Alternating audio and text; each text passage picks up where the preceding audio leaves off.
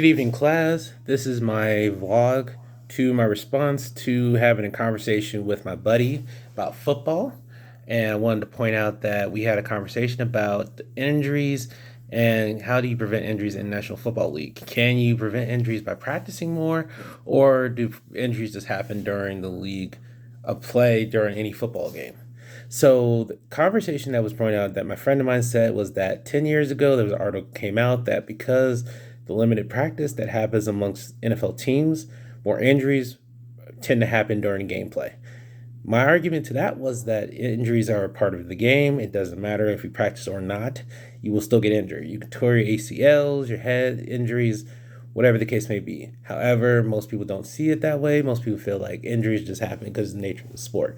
National Football League, college football, all the above are all passionate, very business like businesses. And the emotion of that means that people can see that the viewpoints can be skewed one view. You have different fan bases, you have different people, different emotion, relationships, amongst sports. Most people see that the emotion behind that is arguments, fights, whatnot. Even though me and my friend got into a little bit of heated argument in conversation because he's an older guy, he's 70 years old. I, therefore, am 34. His viewpoints are similar. Stronger, he's lived longer, so he's going to have a stronger viewpoint. So I stood my ground, stood on what I said. I said that my argument was that even though his point of view was somewhat valid and there's some merit to what he said based on what the expert says and analyst says, I still feel like that injuries just are part of the game anyway. And to present that, NFL needs to do a better job of taking care of its players and its personnel and its people and employees. I feel like most people need to understand that the NFL is a money-making organization. It doesn't matter what they do, what they try to do, what they try to change. It's still about money at the end of the day. That's the biggest things I understand. The thing that we are different backgrounds that he is, older gentleman. I'm younger. Therefore his word is king. But sometimes it's not always right. I always let him know that you're not always right.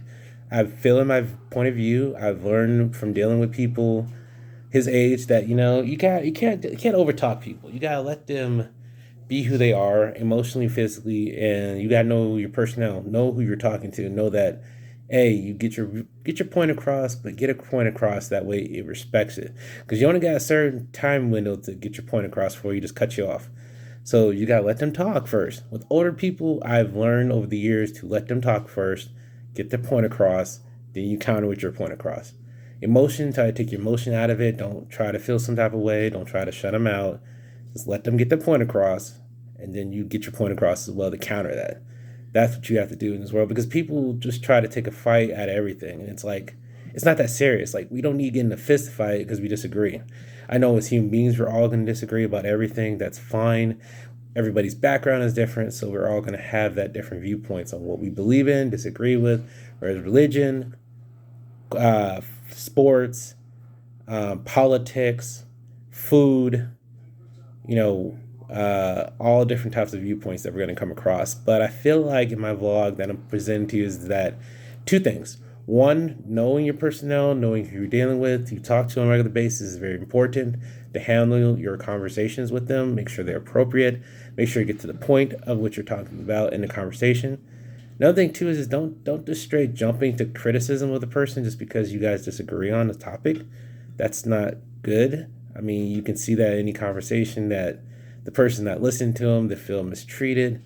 You're giving them a bad rap because of their viewpoints. I mean, you gotta let them stand on what they're gonna believe on. I love this country enough to believe that we're all different. We all have 50 different cultures in this world, in this planet. We're all mixed with something different. We're not all the same. We're all different. So I feel that just being able to communicate with the person, talking to them face to face, reading your proof points. If you guys can't sit down and have a conversation with anybody nowadays that should be your friend and family members, you guys shouldn't be friends.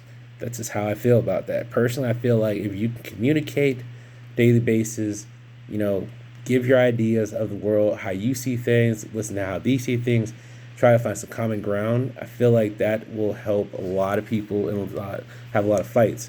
Now, if you're going out drinking and whatnot, you get into a bar fight or anything like that, that's a wholly different animal because you're in charge of you. So basically, you going out there getting drunk and get into a bar fight after you guys lose a game or lose a bet or just for the heck of it, use pride. I feel like that's just something completely different in this conversation, but most people need to go off of that is this communication is very important to me. I feel like you're able to break down emotionally who you're dealing with, how you respond to it, not taking things so critical.